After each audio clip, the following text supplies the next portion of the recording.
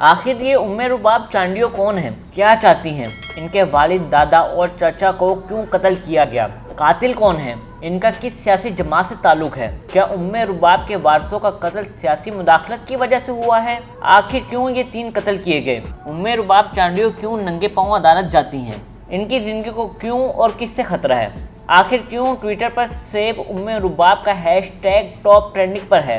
इन सब क्यों के जवाबात आपको इस वीडियो को मुकम्मल देखने के बाद मिलेंगे। देखने से कबल आप अपने चैनल न्यूज़ को लाइक और सब्सक्राइब करना मत भूलें ताकि आपको इस किस्म की मालूमाती वीडियोस बरवक्त मिल सकें। दोस्तों, सिंध की बेटी उम्मे रुबाब चांडियो वडेरा शाही के खिलाफ हैं। इनका कहना है कि इस फरसुदा निज़ाम के ख़िलाफ़ मैं अपने वालिद का मिशन जारी रखना चाहती हूँ, जिसके लिए वो 2019 में इंसदाद दहशतगर्दी की अदालत से लेकर सुप्रीम कोर्ट तक के दरवाजे खटका चुकी हैं।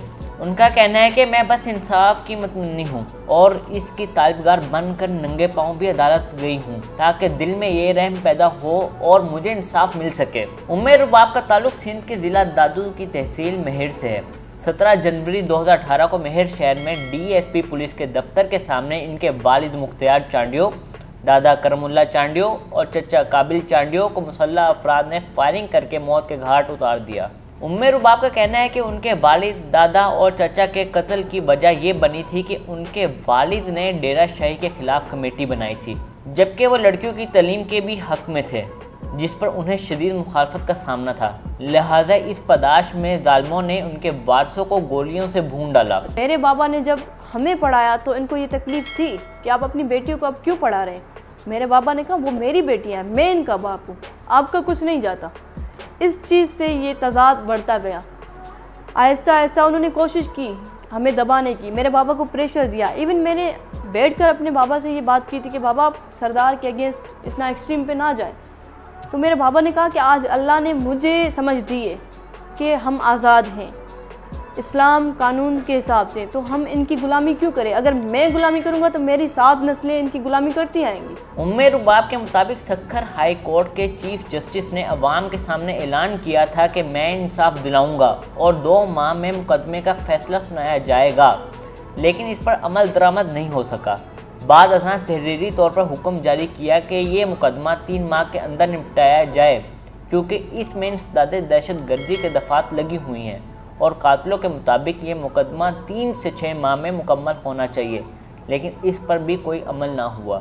21 साल उम्मे रुबाब कहती हैं कि मैं खुद कानून की तालिबे इल्म हूँ और मुझे अदालतों पर एतमाद है, मगर मुझे ये तशवीश है कि अगर आज मुझे इंसाफ नहीं मिल रहा तो कल मैं किसी और को कैसे इंसाफ दिलवाऊँगी।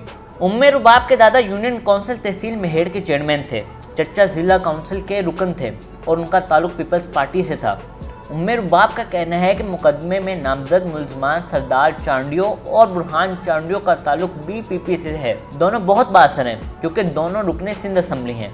जब ही मुकदमा अल्तबा का शिकार है, वो बिलावल भुट्टो से ये सवाल करना चाहती हैं कि आप जमहूरियत में एतमाद रखते हैं तो फिर कातिलों को क्यों सिंध के मुकद्दस ऐवान तक पहुंचाया। जो है मैं इंसाफ चाहती हूँ। मेरा पर्सनली मैं किसी पार्टी से कोई ताल्लुक नहीं रखती, ना ही मैं किसी पे कोई तनकीद करना चाहती हूँ, पर जो मेरा हक है बात करना मैं वो कर सकती हूँ, क्योंकि मैं बिलावल भुट्टो साहब से वही सवाल करती हूँ कि सर जब आपने इन दोनों को टिकट दिए तो बुरहान खान जो है सिटिंग MP है अभी आपकी पार्टी में, उसकी तभी बेल कैंसिल थी और हम मेरे वतन अजीज़ में हम क्या मैसेज दे रहे हैं लोगों को।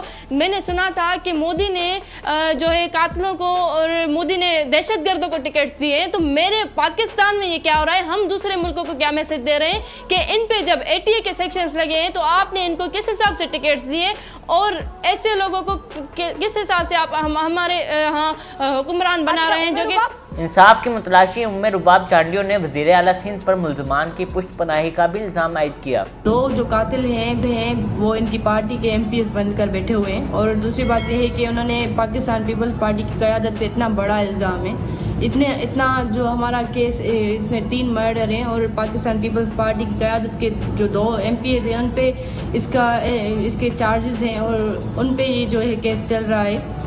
तो पाकिस्तान पीपल्स पार्टी की क़यादत में से किसी ने भी मेरे सर पे हाथ नहीं रखा और मुझसे आज तक नहीं पूछा कि आपके साथ क्या मसला है और आप क्या चाहती हैं, और ना ही मुझे इंसाफ दिलवाने की कोई यकीन दहानी दिलाई। मुझे पता है कि मेरे वालिद, दादा और चचा तो वापस नहीं आ सकते, मगर मैं फरसुदा निज़ाम के खिलाफ खड़ी हुई हूँ ताकि कल किसी और उम्मे रुबाब के साथ नाइंसाफ़ी ना हो। उम्मे रुबाब का कहना है कि मुकदमे की पैरवी की वजह से उनकी ज़ाती ज़िंदगी शदीद मुतासिर हो रही है।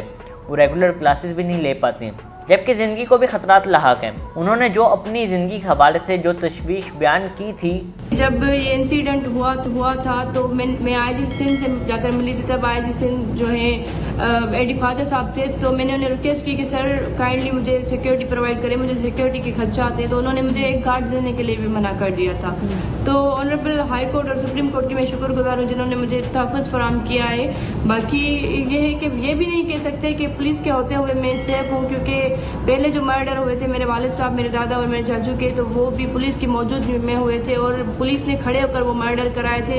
एक ऐसे जो करीम चांडियो जिसका नाम है, जो हमारे जुरिस्डिक्शन का SHO लगा हुआ था, और उसने खड़े होकर इनको प्रोटेक्ट करते हुए हमारी मर्डर कराए थे जो हमारे केस में डिसमिस थे।